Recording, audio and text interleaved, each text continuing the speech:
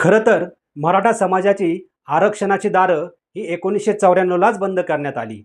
कायद्यामध्ये असलेल्या तरतुदीप्रमाणे आरक्षणाची मर्यादा ही 50% पर्यंत आहे.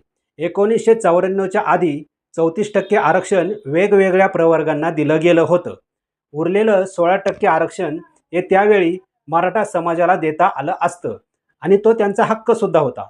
परंतु तत्कालीन मुख्यमंत्री शरद पवार यांनी मराठा समाज हा देणारा आहे, घेणारा नाही, असं अलिखित विधान केल्याचं बोललं जातं. यावरून असं लक्षात येतं की मराठा समाजाचा खरा घात हा 1994च्या त्या जी-आरनेच केला आणि मुख्यमंत्री शरद पवार हे त्या जी-आरचे निर्मितीकार होते. सध्या जरांगे पाटील मराठा समाजासाठी आंदोलन, उपोषण करतात, पण ते कधीही शरद पवार यांना दोष देताना दिसत नाहीत. उलट ते पवार साहेबांकडून आम्हाला ऊर्जा मिळते असं विधान करून मराठ्यांचा घात करण्याचं समर्थन करताना दिसून येतात.